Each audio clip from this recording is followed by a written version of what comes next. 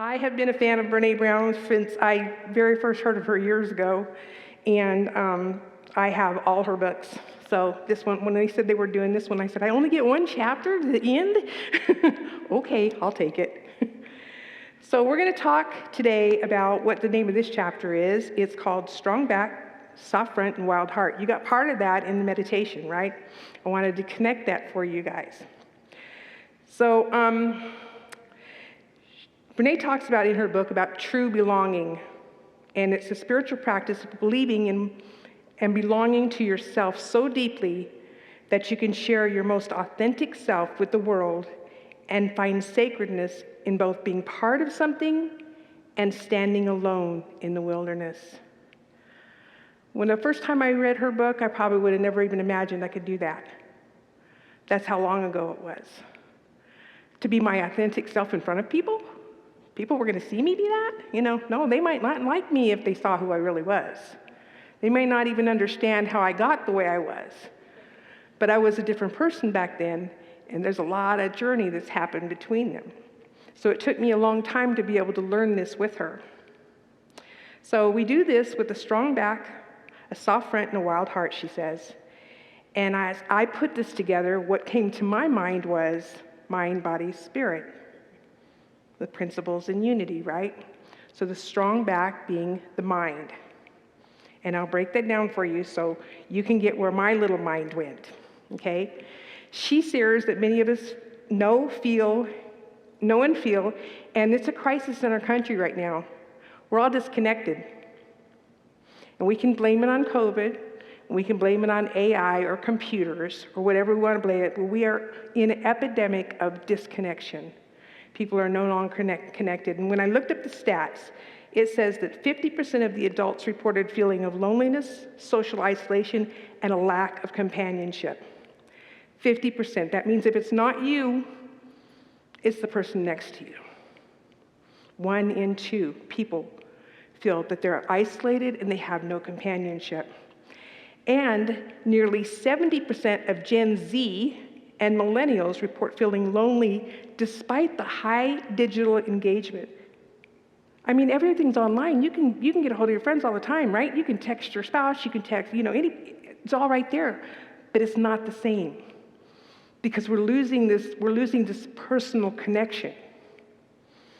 And it also said that while 20% of the adults have no close friends outside their family, 1 in 5.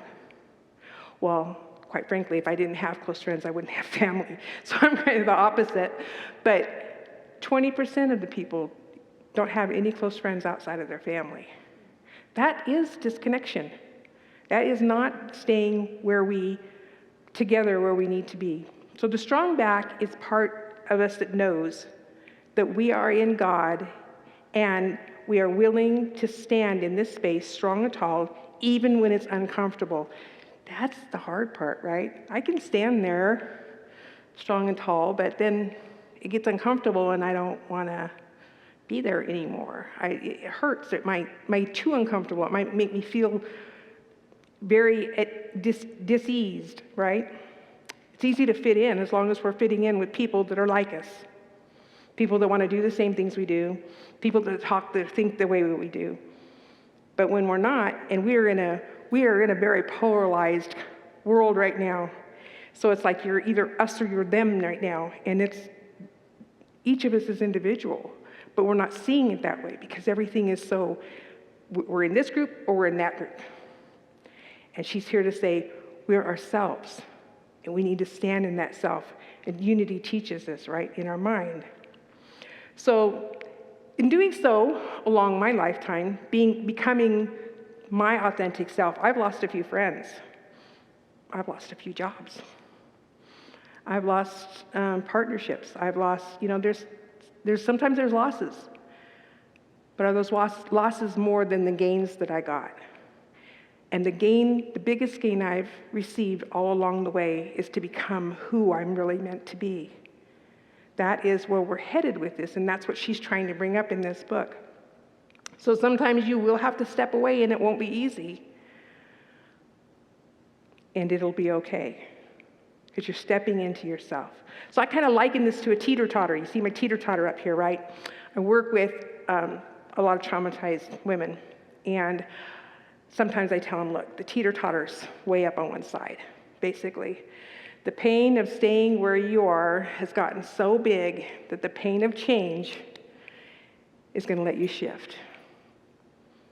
And a lot of times, people that are in that much pain, that's the only way they can do it. For years, that was the only way I could do it. The only way I could move into myself was because it had to get so bad that changing was easier on me and being that other person.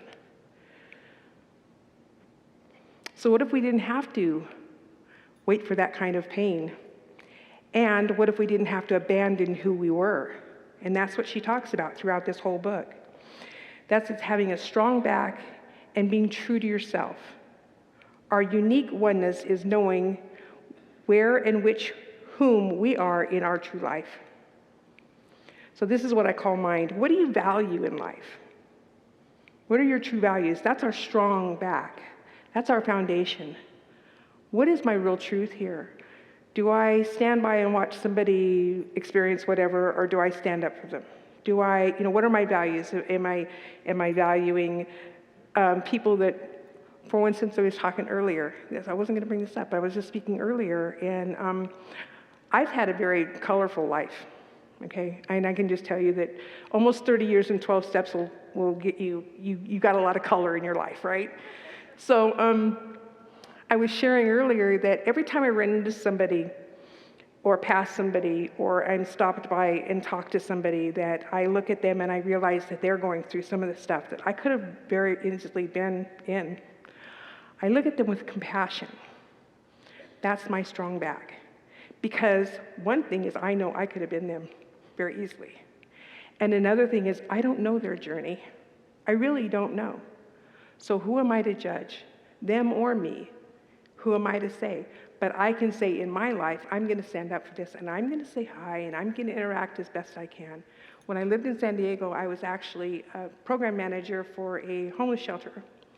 And I dealt with a lot of congregations, different denominations. And in these congregations, we moved this shelter throughout the congregations from one another. So I spent a lot of time in these congregations with homeless people for whatever situation.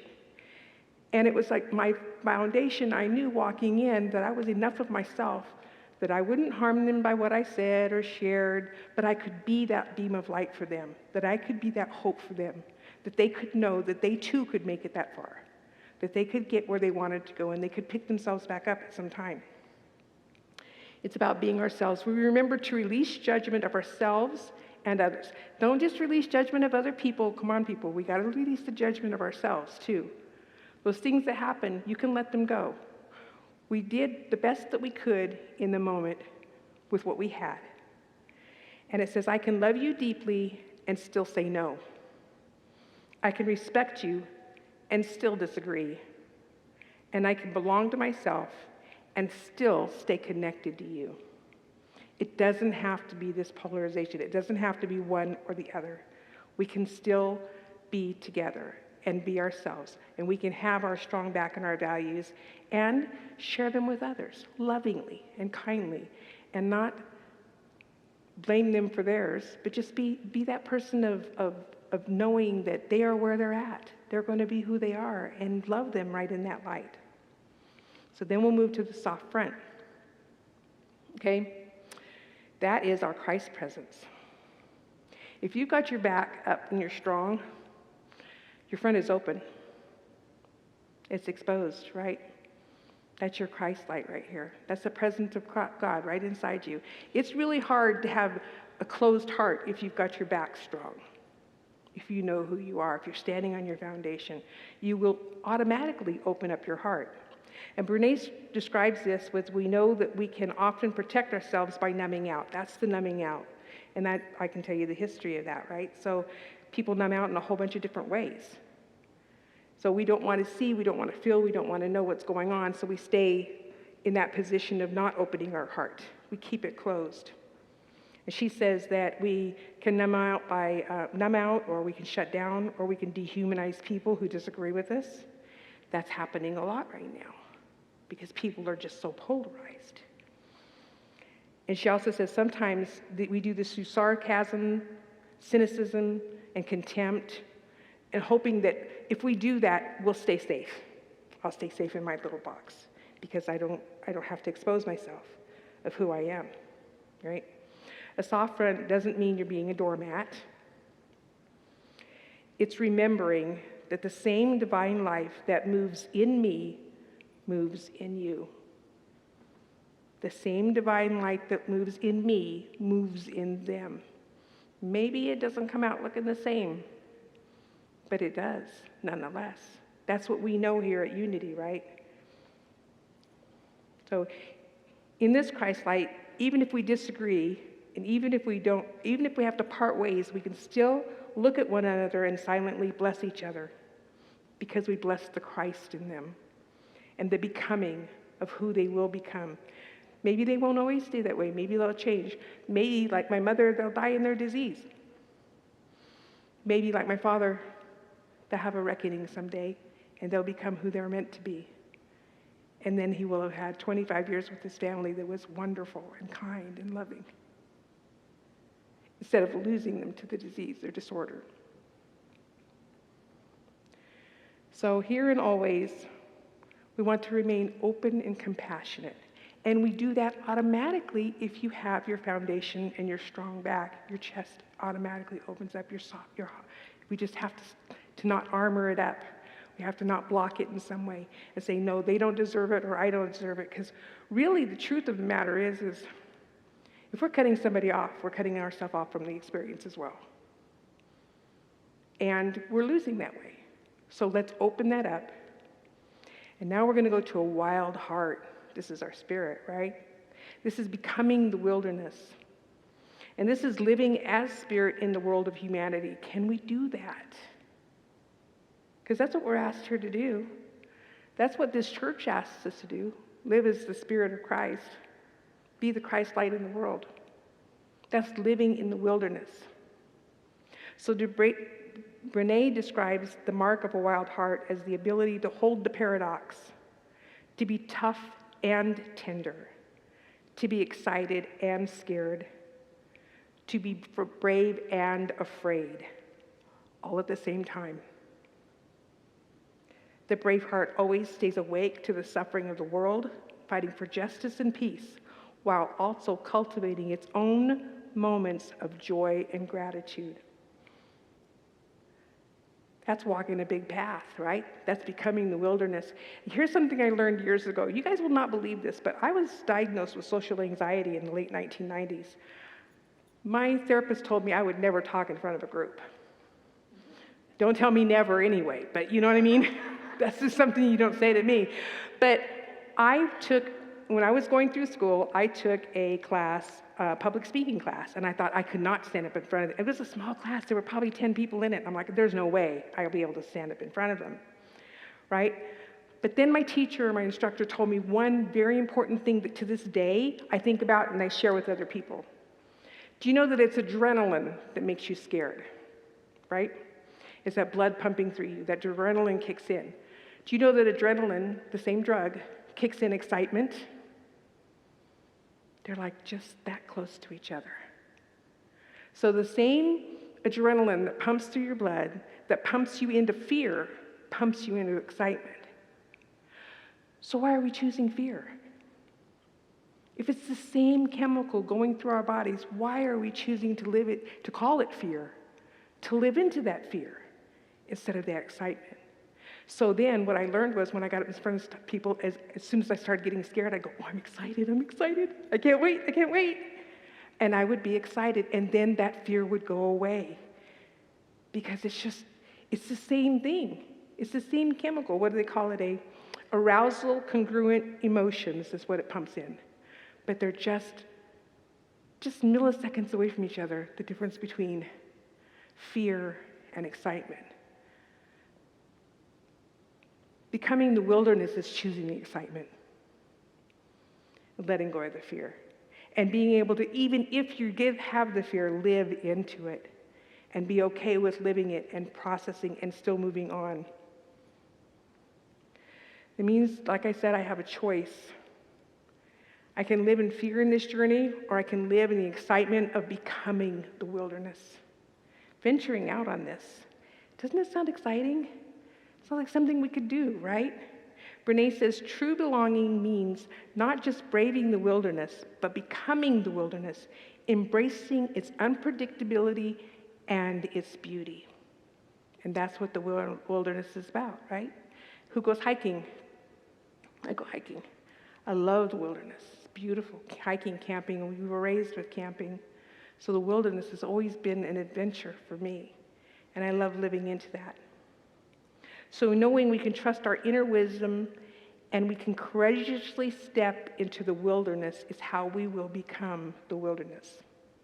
So here's the acronym if you want to take a picture of it. This is what she's been saying all along throughout the book. That braving for her is called boundaries, reliability, accountability, vault, which is keeping confidence. It's a big one for me. Integrity, non-judgment, and generosity. And I want you to give yourself all of these as well, not just to everybody else. This isn't just send it out. This is for us too. We give ourselves these things. Because everybody knows if we don't fill our tank right, then we can't help everybody else fill their tank. But this is what she talks about throughout the book, is braving the wilderness. So here's our mountain peak. We accept that our path may take us to the edges, to places where we don't quite fit into any camp. I can accept that.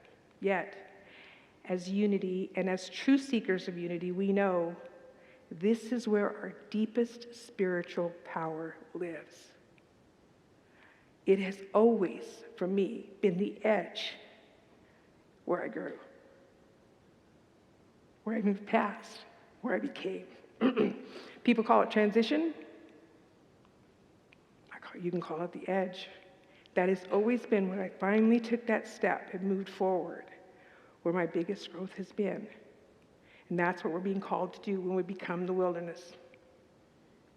The truth of who I am lives in my heart, and no one belongs here more than I do. No one. And I know that truth, and I'm learning that truth. And believe me, I'm not standing up here saying I got it all figured out, because y'all know me, I'm a work in progress. I'm still going to come to another edge. I am. Someday I'll be at that edge again. I don't know what it's going to look like, but I'm sure it's coming, because it always comes. But guess what?